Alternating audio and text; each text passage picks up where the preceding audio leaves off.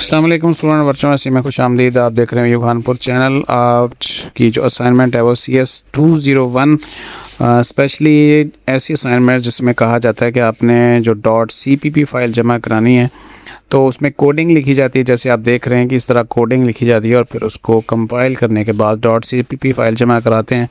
सारा कुछ कैसे होगा मैं आपको समझा देता हूँ, और मज़ीद अपडेट्स के लिए आप हमारे चैनल को सब्सक्राइब कर लें, नोटिफिकेशन ऑन कर लें। वीडियो से रिलेटेड तमाम अपडेट्स आप तक पहुंचती जाएंगी। और इसके अलावा अगर आप हैंडआउट्स डाउनलोड करना चाहें तो हमारे इस वेबसाइट के ऊपर आके यहाँ पे रिसोर्सेज के अंदर हैंडआउट्स डाउनलोड कर सकते हैं। कुछ ज़रूरी सॉफ्टवेयर भी यहाँ पे अवेलेबल है, आप इनको डाउनलोड कर सकते हैं।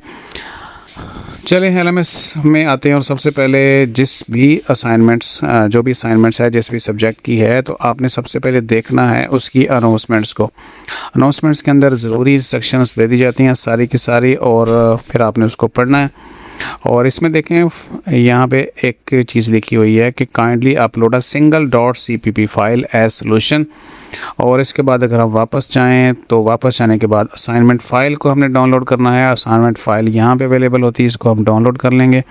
डाउनलोड करने के बाद हमने इसको पढ़ना है कि क्या चीज़ हमसे मांगी जा रही है। अच्छा जी, ये है फ़ाइल हमारे पास, और इसमें बार बार जो जिक्र है ना वो ये है कि assignment is submitted in any file format other than, अगर .cpp फ़ाइल के अलावा किसी और फॉर्मेट में आपने जमा करा दी, फ़ोटो बना लिया, स्क्रीनशॉट ले लिया, या MS वर्ड के अंदर, या आपने किसी और टेक्स्ट फाइल के अंदर जमा करा दी, तो वो सब कुछ ज़ीरो हो जाएगा। और फिर यहाँ पे देखिए you must submit only a .cpp file, ये चौथी दफ़ा तीसरी दफ़ा कहा है। और यहाँ पे लिखा है कि अगर assignment submitted any other formats image PDF docs, यानी आप वर्ड में, ज़िप फाइल में या किसी और में आप जमा कराएंगे तो आपका ज़ीरो हो जाएगा। अब यहाँ पे है स्टेटमेंट, यहाँ से स्टार्ट होता है आपका सवाल, प्रॉब्लम स्टेटमेंट, और ये सारा कुछ लिखा हुआ है। और उसकी जो रिक्वायरमेंट्स हैं वो यहाँ पे हैं कि जो आपने कोड लिखना है, प्रोग्राम लिखना है, तो वो उसमें जो रिक्वायरमेंट्स हैं, फंक्शन हैं, वो इस तरह के होंगे। और ये सारा कुछ जब आप उसका प्रोग्राम रन करेगा तो फिर जो उसका आउटपुट है वो यहाँ पे इस तरह का आना चाहिए प्रोग्राम चलने के बाद। आपको पता है कि जब कोड लिखा जाता है तो वो और चीज़ है, और जब उसको चलाया जाता है तो वो और चीज़ होती है। तो आपको जो कोड है वो इस तरह एट दी एंड आना चाहिए। तो ये तो सारी रिक्वायरमेंट्स हैं और सारा कुछ है। अब क्या करेंगे कि ये कोड आपने लिखना है, और लिखने के लिए आप ChatGPT या कोई भी टूल्स इस्तेमाल कर सकते हैं। खुद से लिखेंगे तो वेल एंड गुड होगा। मैं यहाँ कोड लिखने के ऊपर बात नहीं कर रहा, मैं आपको पूरा प्रोसेस समझाता हूँ कि किस तरह आपने ऐसी फाइल्स को, ऐसी असाइनमेंट्स को सबमिट करना है। तो इसके लिए जो सॉफ्टवेयर रिक्वायर्ड है ना वो है हमारे पास, हमें चाहिए डेव C++ सॉफ्टवेयर। अगर आप अपने LMS की अनाउंसमेंट्स में देखें तो वो भी कहते हैं कि यहाँ पे अवेलेबल है आपका, लेकिन वहाँ से डाउनलोड करना ज़रा मुश्किल है। और यहाँ पे देखें कि सेटअप दिया हुआ है। इसको जब आप क्लिक करेंगे तो आपने यहाँ पे जो Gmail लगाई होती है गूगल क्रोम के अंदर, वो आपका ऑफिशियल VU ईमेल अगर लगा है तो आप इसको एक्सेस करके डाउनलोड कर सकते हैं। नहीं है तो कोई इशू नहीं है। यहाँ से आप हमारी वेबसाइट के ऊपर आएंगे, रिसोर्सेज के अंदर डाउनलोड में जाएंगे। डाउनलोड के बाद आप यहाँ से ये डेव C++ मैंने अपलोड किया है, आप इसको यहाँ से राइट क्लिक करने के बाद यहाँ से आप इसको डाउनलोड बटन के ऊपर क्लिक करेंगे तो आपकी फ़ाइल जो है वो डाउनलोड हो जाएगी। सबसे पहले तो ये है कि आपने इस फ़ाइल को डाउनलोड करना है। ये एक प्रोग्राम है जिसके अंदर आपका कोड रन होता है, और इसके अलावा आप इसको डेव C++ को इंटरनेट के ऊपर से भी डाउनलोड कर सकते हैं, और आसानी से अवेलेबल है, कोई इशू नहीं है। यहाँ पे यहाँ से हम देख लेते हैं। मुख्तलिफ वेबसाइट के ऊपर पड़ा है 40 से 48 MB, यानी कोई 50 MB के करीब ये फ़ाइल होती है, और इसको आपने डाउनलोड कर लेना। यहाँ पे देखें तो हमारा यहाँ से जो लिंक है हमारी वेबसाइट के ऊपर से भी, यूखानपुर के ऊपर से भी डाउनलोड होना शुरू हो गया है। और यहाँ से अगर आप क्लिक करेंगे तो भी डाउनलोड होना शुरू हो जाएगा, कोई इशू नहीं है। यहाँ पे ये फ़ाइल है टोटल 48.1 MB की, और ये अब ओपन हो चुकी है। इस फाइल को हमने करना है इंस्टॉल। राइट क्लिक करेंगे और इसके ऊपर हम जब ओपन करेंगे इस फाइल को तो ये इंस्टॉलेशन इसकी स्टार्ट हो जाएगी। इसके बाद जो प्रोसेस होता है आपने होने देना है, और इसको रोकना नहीं है। एक्सट्रैक्ट होती है, अनपैकिंग होती है, और उसके बाद ये इसकी इंस्टॉलेशन हो जाती है। आपने इसको एग्री करना है, इंस्टॉल करना है, और इसको आपने स्टार्ट कर देना है। ये ऑलमोस्ट हो चला है 15 से 20 सेकंड ज़्यादा से ज़्यादा लगते हैं या 1 मिनट लगता है, इससे ज़्यादा ये सॉफ्टवेयर टाइम नहीं लेता। यहाँ पे देखें तो इंस्टॉलेशन हो गई और यहाँ पे हम इसको ओके करेंगे, यस करेंगे, फिनिश कर देंगे तो हमारा जो डेव C++ सॉफ्टवेयर इंस्टॉल हो गया और उसका जो आइकॉन है यहाँ पे जो है वो बन के आ गया। अब इसको यहाँ पे जो इंटरफेस है स्टार्टिंग वाला नेक्स्ट कर देंगे और नेक्स्ट ओके कर देंगे तो ये इंटरफेस आ गया। आप इसके अंदर कोड भी लिख सकते हैं, फाइल को क्लिक करेंगे, न्यू करेंगे और सोर्स फाइल, यहाँ पे आप इसको कोड लिख सकते हैं और अगर आपने लिखा है तो इसको यहाँ पे ला के कंपाइल कर सकते हैं। मेरे पास कोड लिखा हुआ है इसका, और याद रखिएगा कि उस कोड का जो है ना आउटपुट है वो इस तरह आना चाहिए। और यहाँ पे एक ख़ास चीज़ रखनी है कि यहाँ पे जो नाम लिखा है वो अली ख़ान है और यहाँ पे जो स्टूडेंट आईडी है वो किसी भी फर्जी तौर पर लिखी हुई है। लेकिन जब आपका कोड आउटपुट हो, एग्जीक्यूट हो जाए तो आपका यहाँ पे आपका अपना नाम आना चाहिए। तो इसलिए हर स्टूडेंट ये कोड अपने नाम और अपने नाम के साथ और अपनी आईडी के साथ ही एग्जीक्यूट करेंगे और तभी आपकी फ़ाइल एक्सेप्ट होगी। किसी की असाइनमेंट बनी हुई अगर आप कॉपी करके जस्ट फाइल का यहाँ पे नाम चेंज करके अपलोड कर देंगे तो वो गलत हो जाएगा। ठीक है, तो चलें अब इसको हम कोड को यूज़ करते हैं और बताते हैं कि कैसे आपने करना है।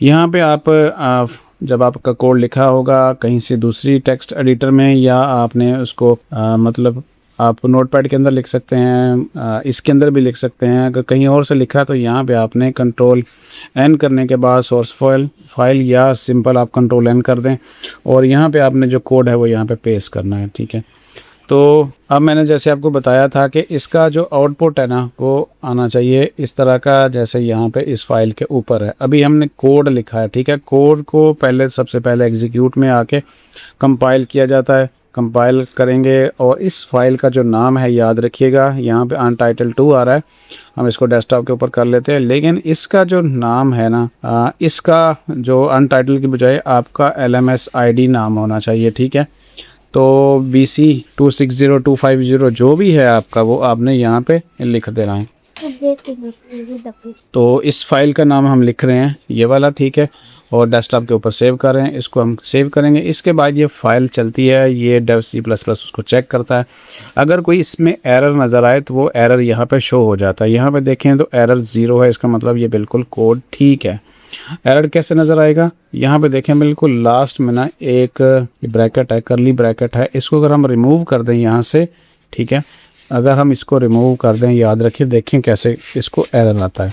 ठीक है, मैंने इसको रिमूव कर दिया और अब हम देखेंगे एग्जीक्यूट करने के बाद कंपाइल, तो यहाँ पे देखें फाइल के अंदर एरर आ गया। तो कोड इस तरह होता है कि एक छोटी से छोटी चीज़ भी जो है ना वो प्रॉब्लम कर जाती है। तो हम इसको वापस लगाते हैं और अब हम दोबारा से एग्जीक्यूट करते हैं, कंपाइल करते हैं और अब फाइल देखें कोई एरर नहीं है, वार्निंग 0 है, सब फाइल ओके हैं।